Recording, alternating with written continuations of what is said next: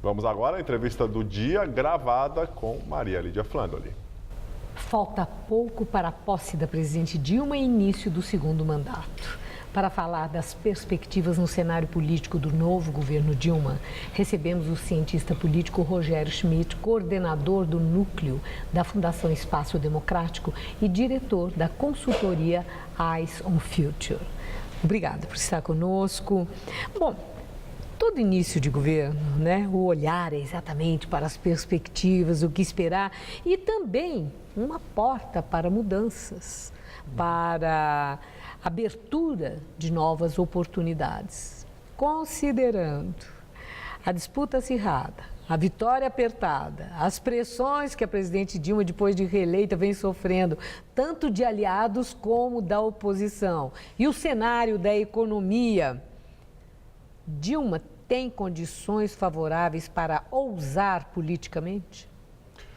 Olha, eu diria que depende muito dos sinais que ela der no início do governo. Eu acho que, pelo menos na parte econômica, né, a equipe econômica nova para o segundo mandato, aparentemente foi bem escolhida, né? Há uma expectativa muito positiva de que o governo retorne a políticas econômicas mais ortodoxas, né? Agora, o problema não está resolvido, né? O ano que vem será um ano muito difícil ainda, um ano de apertar cinto. E é preciso ver se essa aposta do governo na ortodoxia é real ou se é apenas uma ilusão, né? Acho que há um voto de confiança, sim. Me parece que o maior desafio, talvez, a essa altura, não esteja nem na parte econômica, esteja na parte política, né? Ainda não está claro como será a composição do governo Dilma no segundo mandato, né? Mas e ela? Ela que teve esse voto de confiança com a reeleição. É verdade que foi uma coisa bem apertada, mas ela tem sinalizado, ou considerando todas as pressões que eu mencionei, sem falar no escândalo da Petrobras, Dilma está quieta demais ou está sinalizando? Eu acho que a principal prioridade dela nesses meses aí pós-eleição, porque também o acirramento eleitoral, a temperatura já baixou bastante e a tendência é que caia ainda mais no depois. Mas a oposição está mostrando vigor, né? E ânimo. É fato, mas assim, a correlação de forças no Congresso Nacional, por exemplo, será amplamente favorável ao governo. Na medida em que ela atenda o que está sendo pressionado a ceder. É verdade. Então, eu diria que tem dois fatores aí de incerteza, né? O primeiro deles é a correlação de forças do próximo governo, ou seja, a divisão de poder entre o PT, o partido da presidente, e os outros partidos aliados. Quanto maior for a força do PT no próximo governo, acho que maior será o risco de novas crises surgirem, né?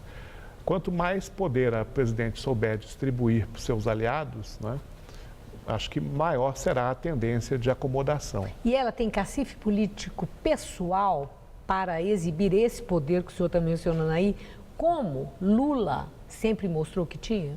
Aí acho que é o segundo fator que eu ia mencionar. Quer dizer, nós temos nesse momento uma batata quente, né, no colo do governo, que é o petrolão, não é? Que é todo o episódio. É uma herança, né?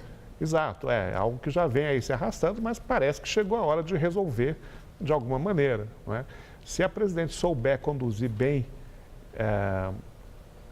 souber fazer bem o controle de danos, né, mais essa crise política e sair desse episódio com uma reputação, com uma popularidade, não é, estável, estabilizada, não é, eu acho que ela terá sim capital político, mas isso depende, claro, dela primeiro não se envolver diretamente nas acusações que estão surgindo. Quer dizer, não ser envolvida, o senhor quer dizer? Exatamente. Nas acusações, exatamente. Né? Não ser envolvida.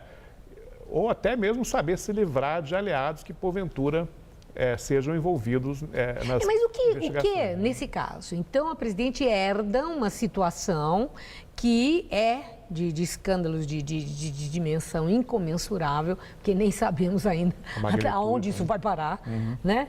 E agora, a indagação é o quanto esse escândalo pode comprometer e inviabilizar o prometido governo novo e as ideias novas, né? Que foi a razão pela qual ela conseguiu mostrar que ela não era mais do mesmo.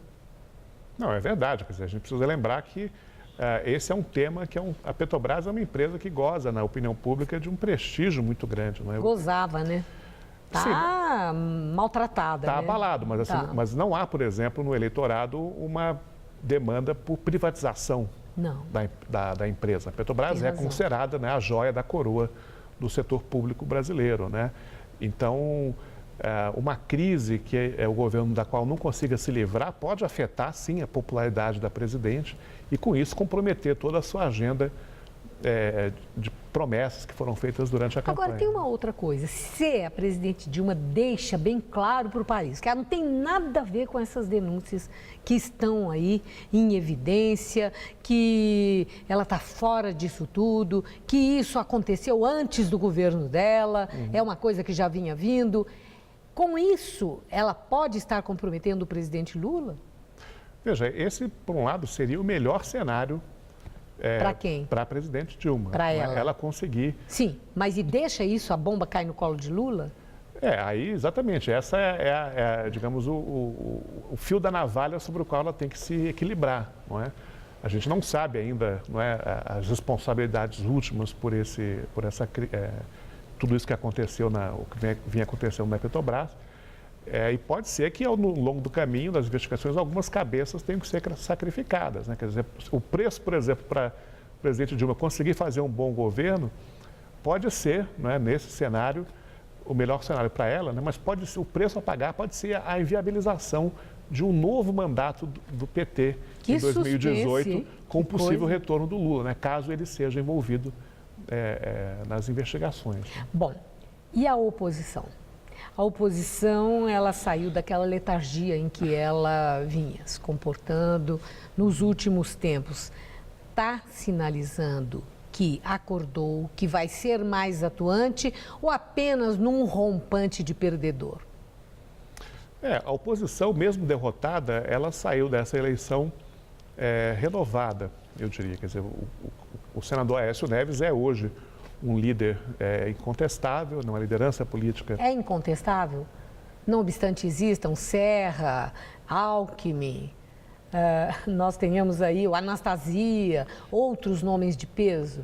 Eu acho que nenhum deles tem um cacife de ter tido mais de 50 milhões de votos numa eleição recente, né? Salvo melhor juízo, a tendência é que ele seja novamente o candidato da oposição em 2018. Quer dizer que já está em campanha?